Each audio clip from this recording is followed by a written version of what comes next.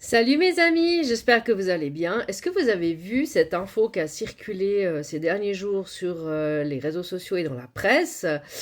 Il semblerait que les spécialistes des nuages dans le Puy-de-Dôme, qui font des analyses très régulières sur les nuages, ont sorti une étude assez effrayante. Pour rappel, il y a 2 ans, sauf erreur, ils avaient déjà alerté sur le fait que les nuages étaient de plus en plus acides et cela les inquiétait. Et maintenant, c'est encore bien pire.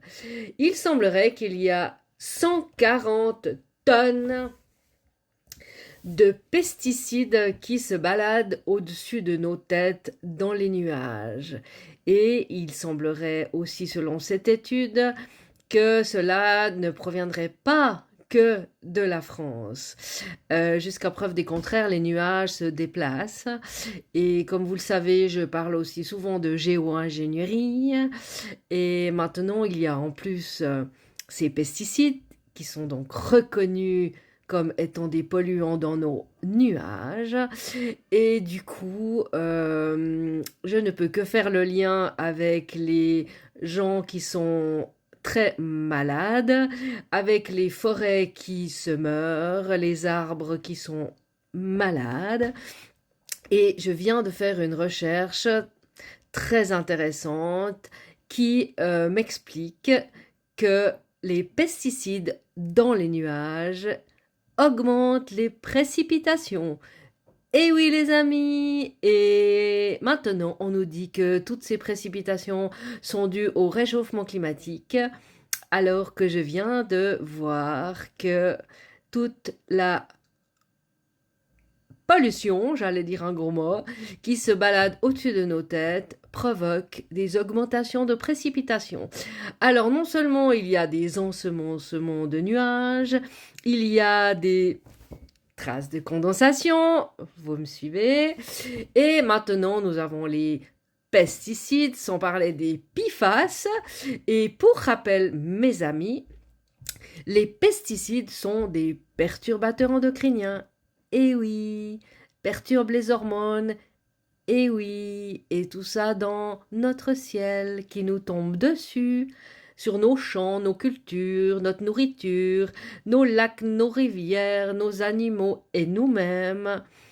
Et après, on s'étonne qu'il y a des explosions de maladies, que je ne sais pas si j'ose le dire, mais l'augmentation aussi de problèmes de dysphorie de genre chez les jeunes, de jeunes qui, surtout chez les garçons, qui sont de plus en plus efféminés. Pour rappel, les perturbateurs endocriniens féminisent les hormones. Et oui, il faut quand même le souligner et le rappeler. Et ce n'est pas du tout du complotisme. Surtout que, par exemple, à la ville de Lausanne, ils font des campagnes de prévention sur les perturbateurs endocriniens.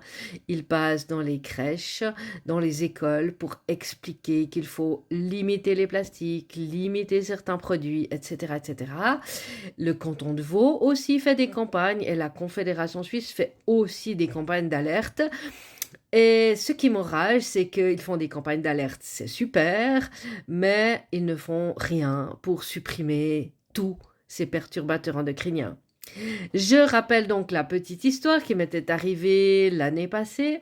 Je partais en vacances où il fait très chaud et je suis allée dans une pharmacie spécialiste des produits naturels.